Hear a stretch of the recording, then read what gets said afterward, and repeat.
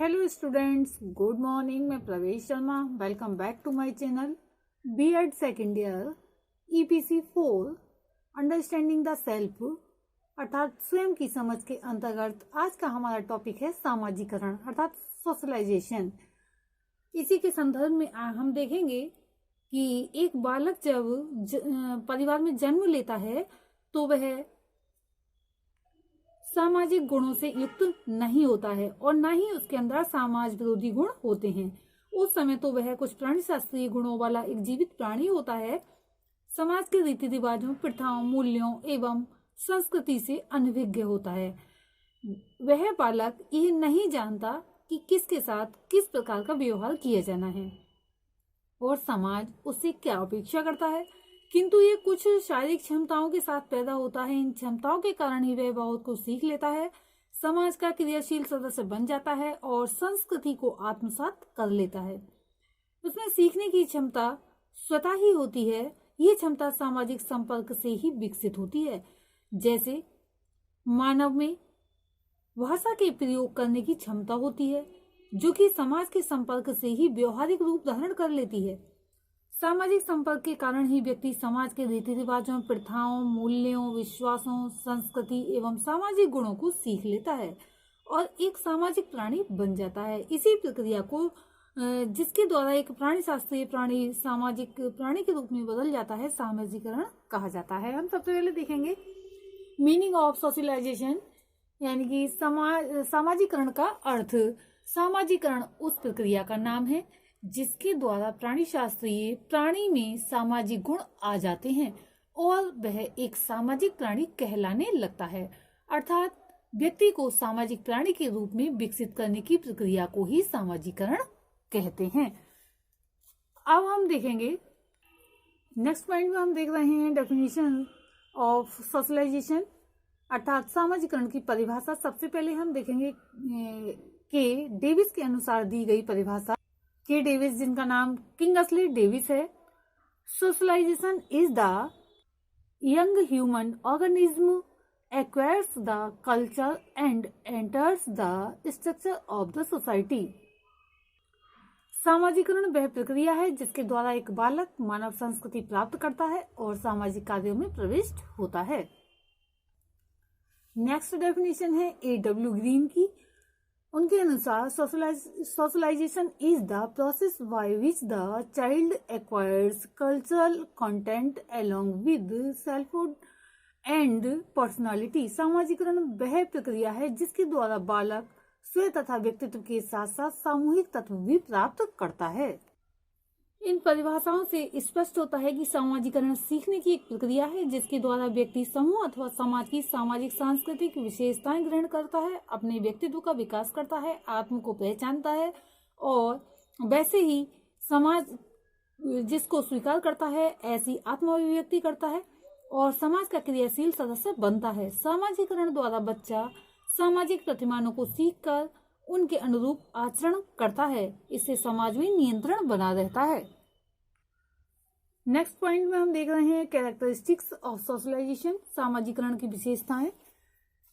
सामाजिकरण की विशेषताएं point wise हैं जो हम एक एक करके देखेंगे। सबसे पहला पॉइंट है सीखने की एक प्रक्रिया। वास्तव में सामाजिकरण सीखने की एक प्रक्रिया है जिसमें व्यक्ति समाज द्वारा स्वीकृत सामाजिक प्रतिमानों एवं सामाजिक मूल्यों को सीखता है। सामाजिक मूल्य जैसे कि सत्य, अहिंसा, अस्तेय अथवा दूसरों की आज्ञा का, जो बड़े लोग हैं घर में, आज्ञा का पालन करना है, अपने नियमों का ठीक प्रकार से पालन करना है तथा दूसरों की सेवा करना है और जो भी बड़े बुजुर्ग हैं उनकी सेवा करना है तथा नैतिकता का आचरण करना है। इससे भी सामाजिक नियंत्रण बना रहता है तथा व्यक्ति अपने आप को एक उच्च स्तर पर ले जाता है। नेक्स्ट पॉइंट में है आजन्म प्रक्रिया।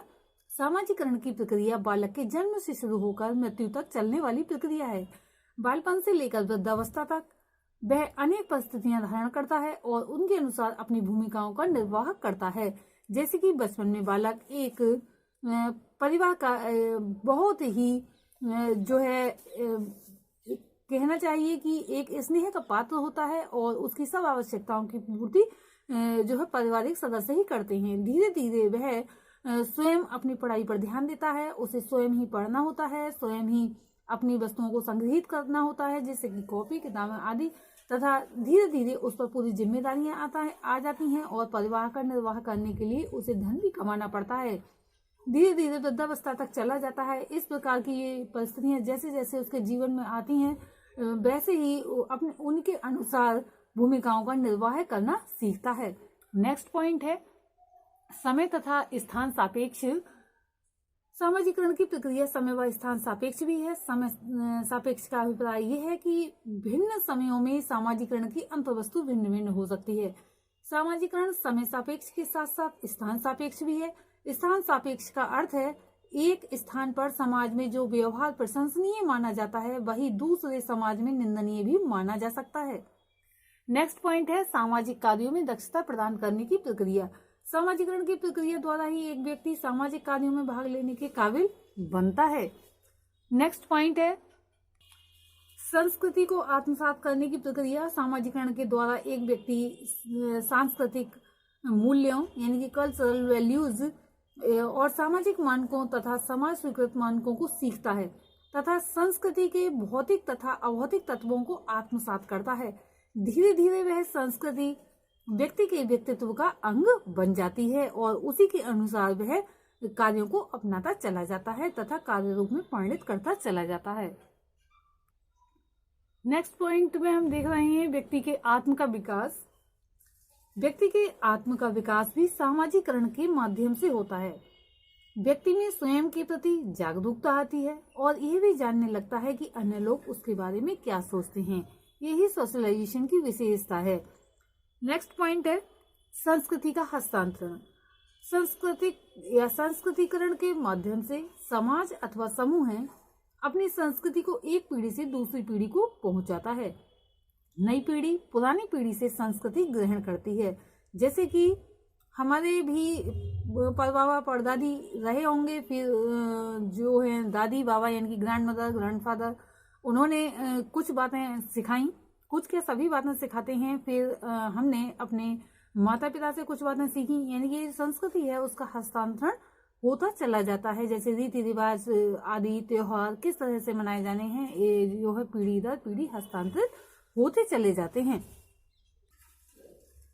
अब हम देखेंगे एम्स ऑफ सोशलाइजेशन, यानी कि सामाजिकरण के उद्देश्य। सामाजिकरण के द्वारा समाज बच्चे को यह सिखाता है कि समुदाय में अनुकूलन करने के लिए उसे किन किन बातों की आवश्यकता होती है। उसकी क्षमताओं का विकास करने और स्थायी तथा अर्थपूर्ण संतुष्टियों को प्राप्त करने के लिए उसे क्या जानना समझना चाहिए। बूम तथा सेल्जनिक ने सामाजिकरण के 4 प्रमुख उद्देश्यों की बात की है, जिनका हम इस प्रकार आगे वर्णन करेंगे। जिसमें पहला है आधारभूत नियमबद्धता का विकास।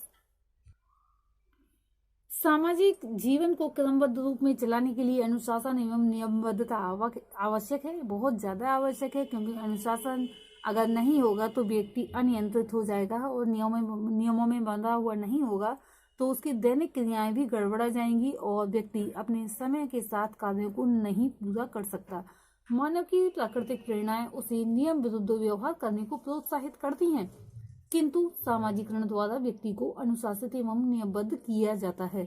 कई बार अनुशासन व्यक्ति में इतना गहरा चला जाता है कि शारीरिक प्रत्युत्तर तक को बदल देता है। जैसे कई बार व्यक्ति को जल्दी उठना पड़ता है, जैसे कि कहीं बाहर जॉब लग जाती है और वह उसे डेली अप डाउन करना पड़ता है, तो कभी कभी घर से 6 बजे 5 बजे इतने बजे तो निकल जाना ही होता है, तो और ज़्यादा जल्दी उठना पड़ता है क्योंकि उसको फ्रेश भी होना है। कभी कभी ऐसा होता है कि उसे रात में ही निकलना है, उसका अगले दिन इंटरव्यू है। अब इंटरव्यू में व्यक्ति क्या करेगा, समय पर ही पहुंचेगा। अगर समय पर नहीं पहुंचता है तो आजकल तो वैसे भी इतना ज़्यादा कंपटीशन है कि वो देर से आने वाले का कोई इंतजार नहीं करता। तो अब इसमें कहने का तात्पर्य ये है कि जैसे कई बार व्यक्ति को जल्दी उठना पड़ता है, चाहे उसकी इच्छा ऐसा करने की ना हो। नेक्स्ट पॉइंट है हमारा आकांक्षाओं की पूर्ति, टू फुलफिल एस्पायरेशन। सामाजिकरण आकांक्षाओं की पूर्ति में सहायक होता है। जो आकांक्षा करता है व्यक्ति, उसकी पूर्ति में सामाजिकरण बहुत ज्यादा सहायक होता है। समाज सामान्य सांस्कृतिक मूल्यों का ही संचारण नहीं करता बल्कि विशिष्ट आकांक्षाएं भी पैदा करता है। जैसे धर्म कुछ व्यक्तियों में पुरोहित बनने की इच्छा पैदा करता है, उच्च एवं विकसित अर्थव्यवस्था लोगों में व्यापारी, इंजीनियर, वैज्ञानिक एवं डॉक्टर बनने की इच्छा जागृत करती है। इस प्रकार सामाजिकरण का उद्देश्य व्यक्ति में आकांक्षाओं के स्वरूपों का निर्धारण एवं उसकी आदर्श ढंग से पूर्ति करना होता है। नेक्स्ट पॉइंट है सामाजिक भूमिकाओं को निभाने की सीख, to teach performance of social roles. सामाजिकरण के माध्यम से व्यक्ति को उसकी सामाजिक भूमिका निभाने और उससे संबंधित अभिव्यक्तियों को सिखाने का भी कार्य किया जाता है। यह किया जा सकता है। समूह सदस्यता की मांग है कि व्यक्ति सामान्य योग्यता के साथ साथ विशिष्ट भूमिकाओं को निभाने की योग्यता प्राप्त करे। प्रत्येक पद एवं व्यक्ति के संदर्भ में उसे एक विशिष्ट प्रकार की भूमिका निभानी होती है, जो कि सामाजिकरण द्वारा ही सीखी जाती है। कहने का यह तात्पर्य ये होता है, अगर एक अध्यापक है तो अध्यापक एक विषय का अध्यापक, जैसे कि सामाजिक विज्ञान का अध्यापक है या फिर हिंदी का अध्यापक है या भूगोल का अध्यापक है, तो उसके साथ साथ अन्य विषयों में भी दक्षता उसकी देखी जाती है। यानी कि खेल में भी इंटरेस्ट होना चाहिए या फिर जो संगीत आदि है उसमें भी इंटरेस्ट होना चाहिए, जिससे कि बालकों के लिए अलग से भी कुछ ज्ञान प्रदान कर सके। नेक्स्ट पॉइंट है क्षमताओं का विकास, डेवलपमेंट ऑफ स्किल्स। क्षमताओं या कौशलों का विकास। सामाजिकरण का एक उद्देश्य व्यक्ति में ऐसी क्षमताएं पैदा करना है जिससे कि वह अपने को समाज के अनुकूल बना सके। सरल प्रकार के परंपरागत व्यवहार पीढ़ी दर पीढ़ी हस्तांतरित होते रहते हैं और सामान्यतः अनुकरण के द्वारा उन्हें सीखा एवं दैनिक जीवन के प्रयोग में लाया जाता है। परंतु उच्च तकनीकी ज्ञान से पूर्ण जटिल समाजों में औपचारिक शिक्षा द्वारा सामाजिक क्षमताओं का विकास करना सामाजिकरण का प्रमुख कार्य है। इस प्रकार से कहा जा सकता है कि सामाजिकरण के द्वारा बच्चे को जो है एक योग्य सामाजिक सदस्य बनाया जाता है। समुदाय में अनुकूलन करने के लिए उसे आवश्यकता हो जाती है, बहुत अधिक बातों की आवश्यकता होती है, जो कि सामाजिकरण द्वारा ही ग्रहण कर पाता है। उसकी क्षमताओं का विकास करने और स्थायी तथा अर्थपूर्ण संतुष्टियों को प्राप्त करने के लिए उसे क्या जानना और समझना चाहिए, यह सब वह सामाजिकरण के द्वारा ही सीखता है। तो आज के टॉपिक में हमने सामाजिकरण का अर्थ एवं परिभाषा, सामाजिकरण की विशेषताएं, सामाजिकरण के उद्देश्यों के विषय में जाना। आज के लिए इतना ही। धन्यवाद।